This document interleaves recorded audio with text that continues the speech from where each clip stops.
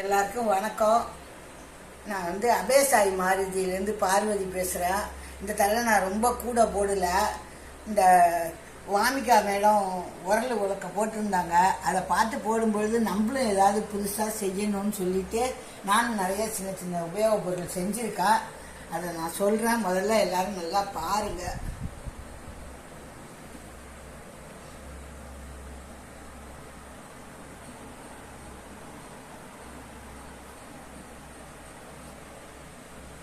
சிலது நானாக செஞ்சுருக்கேன். அதை நான் உங்களுக்கு காட்டுறேன். இந்த கட்டில் வாமிகா மேடம் போட்டிருந்தாங்க அவங்க சேனலில். அதை பார்த்து தான் போட்டேன். உரல் உலக்கையும் அதேமாரி தான்.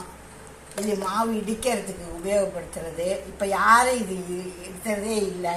அது செஞ்சுருக்கேன். அதை பார்த்து தான் செஞ்சேன். இது கிளை அடுப்புன்னு சொல்லுவாங்க. அடுப்பு ரெட்டை அடுப்பு. இப்போ கேஸ் அடுப்பில் ரெட்டை அடுப்பு வச்சுருக்கிற மாதிரி ரெட்டை அடுப்பு. இந்த பக்கம் விறகு வச்சாலே போதும். இந்த பக்கத்துக்கும் தீ போகும், இந்த பக்கத்துக்கும் தீ போகும். மண்ணில் போடுறது இல்லை சிமெண்ட்டில் போடுறது. அது இப்போ யாருமே இந்த அடுப்பு உபயோகப்படுத்துறது இல்லை. அதனால் நான் இதை போட்டிருக்கேன். இது சீக்கிரம் சமைச்சிடலாம். ஏற்கனவே நாங்கள் சமைச்சோம்னா இதில் சீக்கிரமே சமைச்சிடுவோம். கேஸை விட சீக்கிரம் 3/4 மணி நேரத்தில் சமைச்சிடலாம். இப்போ இது கொடக்கல் யாருமே அரைக்கிறதில்ல. இது அரைக்கிறது மாரி போடணுன்ட்டு நானாக யூகமாக போட்டேன். இது கொடக்கல். இது எந்திரம், திருவன்னு சொல்லுவாங்க, இல்லை எந்திரம்னு சொல்லுவாங்க. இது அரைக்கிறது மாரி செய்யணும்னு எனக்கு ஆசை. அதனால செஞ்சேன். இது இப்படியே சுற்றுறது மாரி செஞ்சேன். இது மேல் இது இன்னும் லேசாக இருந்ததுன்னா அதே உடைக்கலாம். உளுந்து பயிரெல்லாம் உடைச்சிக்கலாம். இது சமமாக இருக்கிற வசி இது அரைக்கிற இயந்திரம். இது பென்சில் பாக்ஸ், பிள்ளைங்களுக்கு கொடுக்கலாம் பென்சில் பாக்ஸு.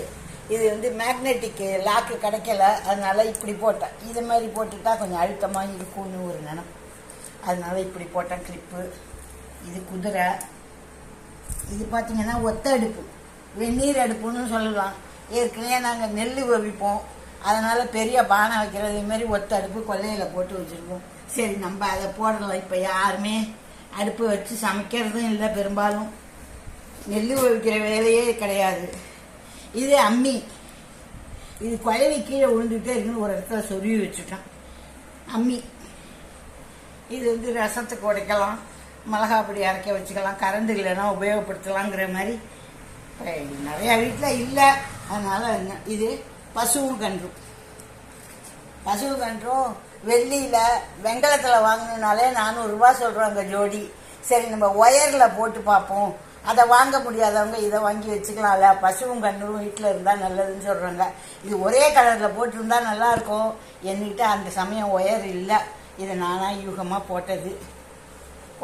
குத்து விளக்கு காயு கிரியேஷனை பார்த்து போட்டேன்.